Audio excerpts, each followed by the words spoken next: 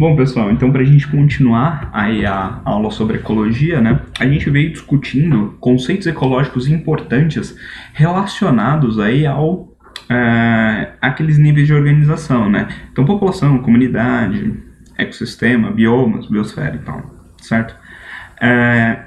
Vamos olhar agora para dois conceitos que são importantes também, mas que eles não estão dentro dos níveis de organização, certo?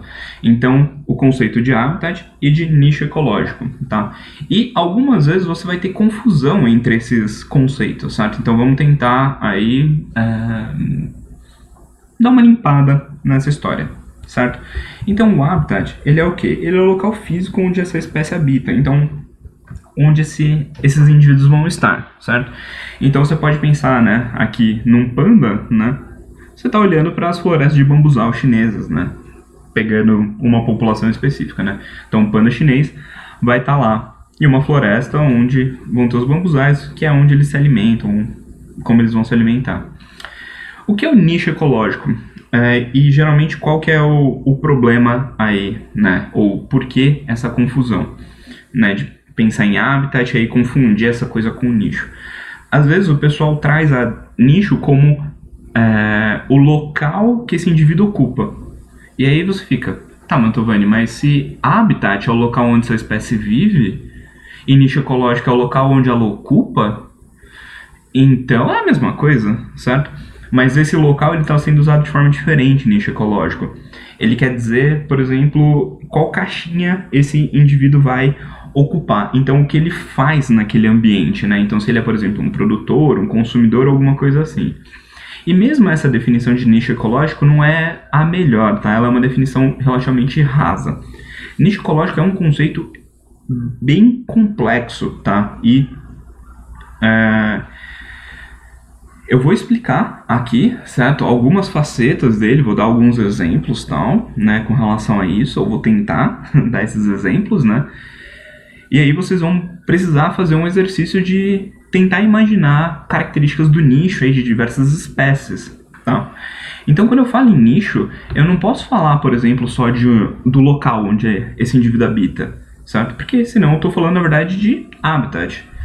Eu também não posso falar do que esse indivíduo se alimenta, porque senão eu estou falando da alimentação dele. E nem, por exemplo, da reprodução. Então, o que é o nicho, na verdade? O nicho ecológico ele é uma série de coisas, né? Então eu vou pegar um monte de características e vou montar o nicho ecológico dessa espécie.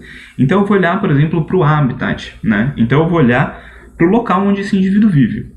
Só que no habitat eu posso pensar o quê? Eu posso pensar que existem coisas distintas. Então eu posso pensar que ou esse indivíduo vive no solo desse local, ou de repente ele vive na copa das árvores. Então eu estou olhando para dois habitats diferentes dentro de um mesmo espaço, tá? Ou de repente você pode ter um indivíduo que varia, né, de posição durante a sua vida, porque alimentação, para dormir, enfim, alguma coisa assim, né? Você pode pensar em alimentação também, né? Então, o que esse animal come, né? Ou o que esse indivíduo usa para se alimentar? Geralmente a gente fala de animais porque é mais fácil de pensar assim, né? Ou pelo menos é mais fácil de a gente imaginar. Então, vamos pensar em animais. Ele come, por exemplo, folhas, ele come outros animais, né? Ele é um insetívoro, por exemplo, ele come insetos, ou ele é um carnívoro no sentido de come outros mamíferos, ou come um mamífero, por exemplo. Então, do que ele se alimenta, certo? Então, essa é uma primeira coisa. Mas, além de como ele do que ele se alimenta, você pode pensar em como ele faz para capturar esse alimento, certo? Então, pensando, por exemplo, num guepardo, ele corre atrás dessa presa, né? Ou você vai ter um caçador de emboscada, né? Uma cobra que fica, por exemplo, paradinha, certo? Esperando o animal passar perto, e quando ele passa perto, ela dá o bote nesse animal, injeta o veneno, esse animal morre, e aí ela engole esse indivíduo, né? Ou, por exemplo, um leopardo que caça a presa, né? Então caçou a presa, e aí é um outro aspecto do nicho, e vai levar essa presa para cima das árvores, certo? Para se alimentar. Para, por exemplo, não precisar competir com, de repente, outros carnívoros grandes que habitam no mesmo local que esses indivíduos, certo? Então, reprodução, né? Vamos mudando aí para outro aspecto. Então, reprodução. Quando esse indivíduo se reproduz? você pode pensar em, por exemplo, qual mês, ou de repente qual estação esse indivíduo se reproduz. Como ele se reproduz, né? Então, quais são os hábitos de cópula, né? Então, se você pensar, por exemplo, no pavão, ele tem aquele rabo que ele abre e expõe para a fêmea justamente o quê? Para mostrar, né, e para a fêmea, por exemplo, escolher o macho. Você vai ter outras espécies que vão ter características parecidas. Então você tem uma aranha que é chamada de aranha-pavão justamente porque ela levanta o abdômen e fica mexendo, né? E esse abdômen ele é colorido também. Justamente o quê? Para mostrar aí, certo? Então para a fêmea escolher. Você vai ter alguns, né? Outros animais, como por exemplo viúvas negras, né? Então que o macho ele vai reproduzir, vai participar da reprodução e se ele não for rápido o suficiente, né, para escapar, a fêmea vai devorar esse macho. Você pode ter reprodução como, por exemplo, o louva-a-Deus, né? Que enquanto ele copula com a fêmea come o macho, certo? Então você pode ter o quê? Você pode ter diversos rituais distintos de reprodução aí, né? Então, reprodução eu falei de quando, né? A gente pode pensar em como aí, e a gente pode pensar também o quê? Em, por exemplo, se existe cuidado parental dessa prole ou não. Então, um dos pais, né, seja entre aspas, a mãe ou o pai cuidam dessa prole, então isso pode ser um fator, né? Então, em opilhões, por exemplo, a fêmea vai, bota os ovos e o macho fica cuidando, né?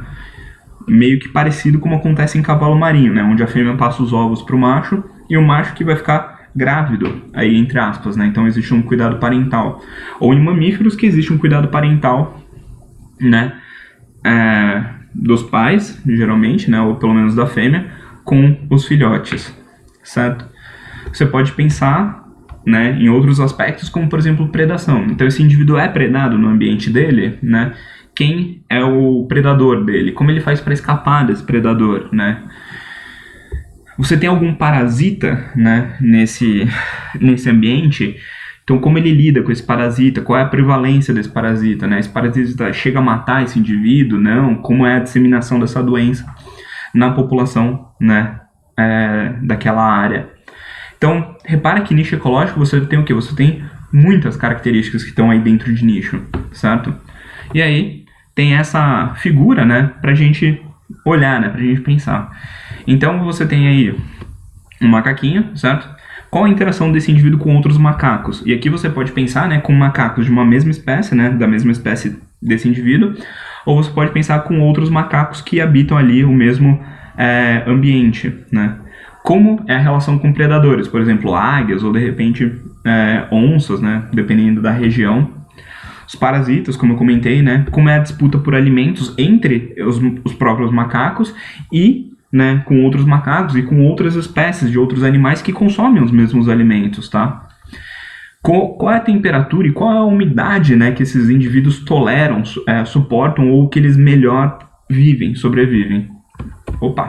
E como é esse local de reprodução, né? Então, esse local de reprodução, ele é único, ele é espalhado, quais são os rituais de reprodução, né? Então, aqui são algumas características que englobam o nicho ecológico, certo? E aí você pode pensar, né, como isso tudo vai interagir, certo? Então, como vocês podem ver, né, nicho ecológico é um conceito muito complexo, né? E lembra, habitat e nicho ecológico não estão naqueles níveis de organização, né? Eles vão incluir coisas daqueles níveis de organização, né? Como, por exemplo, populações, né? E comunidades, assim como fatores abióticos, né? Então, como um ecossistema como um todo, certo? Então, você vai ter características dos níveis de organização no nicho ecológico, mas não quer dizer que nicho e habitat são ali um espacinho no meio dos níveis de organização, certo? Bom, dando prosseguimento, né, a gente tem que começar a olhar para como os ecossistemas eles se organizam, tal, e como a gente vai estudar essas relações. E na maior parte das vezes a gente vai olhar para essas relações na forma de uma cadeia trófica, ou uma cadeia alimentar, certo? E bom, a gente vai separar esses indivíduos de algumas formas, né? Ou a gente vai classificar esses indivíduos de alguma forma. Então, no geral, você vai ter o quê? Você vai ter indivíduos, né, que são produtores, né? E aqui a gente está exemplificando esse produtor como um vegetal, tá? Então esse produtor, ele é um indivíduo que vai pegar geralmente energia solar, né, e vai produzir matéria orgânica, por isso um produtor, né? Então vai pegar o CO2, vai pegar a água, certo? E com a energia solar vai fazer fotossíntese, por exemplo, e vai produzir glicose. E aí essa glicose pode ser utilizada ao longo da cadeia alimentar como um todo, certo? Então a gente vai olhar para produtores.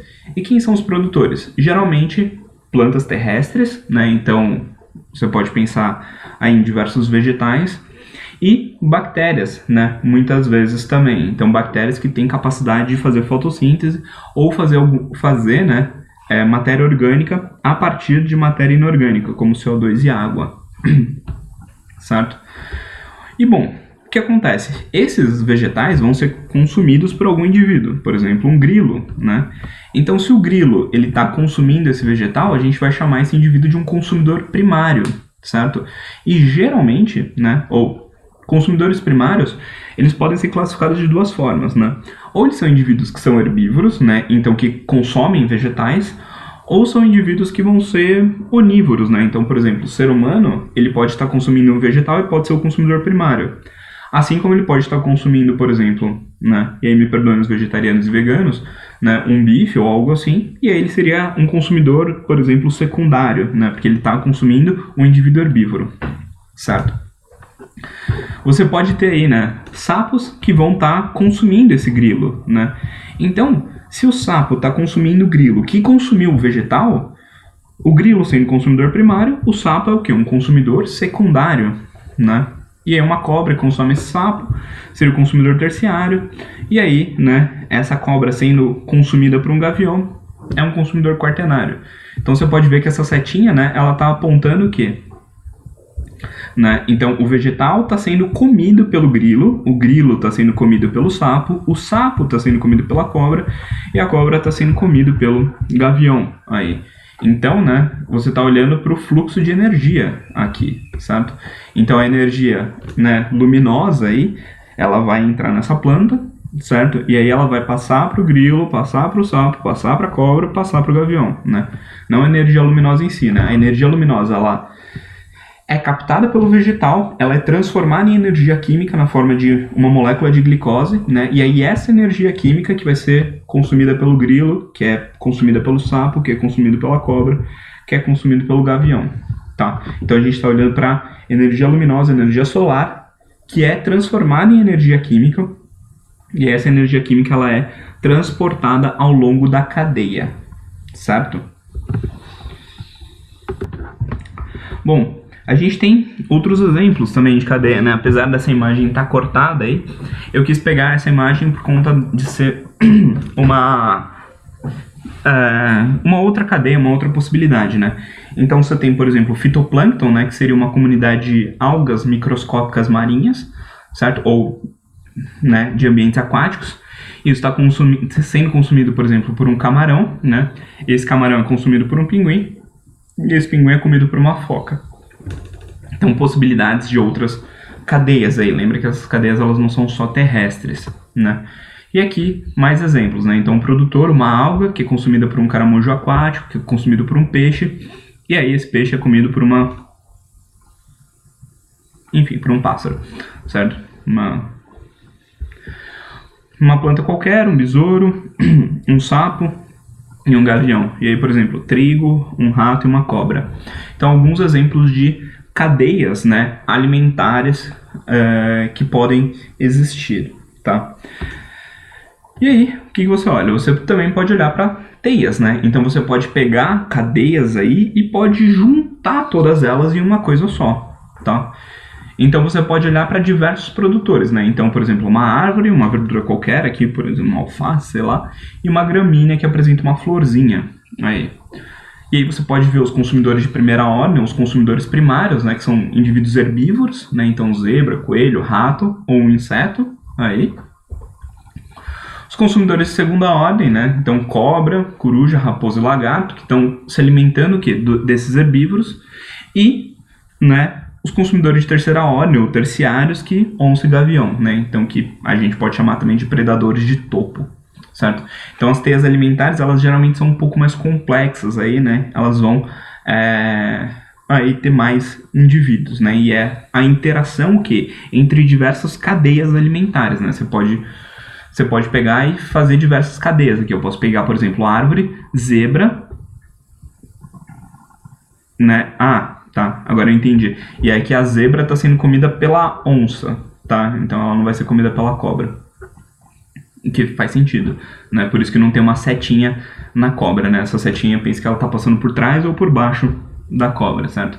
Então, na verdade, essa onça, ela seria até um consumidor secundário aqui, tá? Você pode ter, por exemplo, né? Então, essa verdura sendo comida pelo coelho, que é comido pela cobra, e aí a cobra é comida por esse gavião, certo? Então, você pode fazer o quê? Você pode fazer diferentes cadeias aí dentro dessa teia, certo? E aí eu queria mostrar, né, eu queria comentar uma coisa super importante, né? Então aqui você tem algum produtor, né, então alguma planta, algum vegetal, sendo comido, por exemplo, por um louva-a-Deus, que é comido por um ratinho, que é comido por uma cobra, que é comido por um gavião, né? E aí você pode ver que todos esses indivíduos, eles estão sendo consumidos o quê? Por decompositores, né? Então você vai estar olhando para, por exemplo, fungos e bactérias que vão fazer a decomposição. Então, vão pegar a matéria orgânica que existe nesses indivíduos aqui e vão fazer o quê? Vão transformar essa matéria orgânica em matéria inorgânica de novo. Então, vão pegar, por exemplo, aquela glicose ou, de repente, uma proteína e vão começar a quebrar essas moléculas. Então, vão liberar, por exemplo, o CO2 de volta para a atmosfera, vão liberar amônia, né, para o solo, por exemplo, né?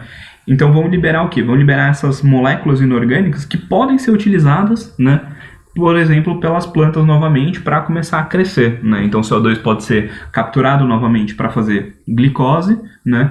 E a amônia pode ser utilizada para as plantas para amplificar o crescimento, né, para esses indivíduos crescerem mais. Então você pode ver, né, essa imagem ela ilustra que você vai precisar de decompositor em todos os pontos aí, certo? E aí eu vou comentar um pouquinho mais sobre isso em uma outra imagem. Então, nessa imagem aqui, a primeira coisa que eu quero falar é ter uma seta errada aqui, né? Eu tenho uma seta meio estranha, certo? Então, olha para esse gavião e olha para essa onça. Tem uma seta aqui, ó, que está descendo. Opa! Então, o gavião ele é comido por uma planta, flor, semente e fruto? Não, né, gente? Então, isso daqui, na verdade, está indo para aquela chave ali de baixo que são os decompositores. Tá?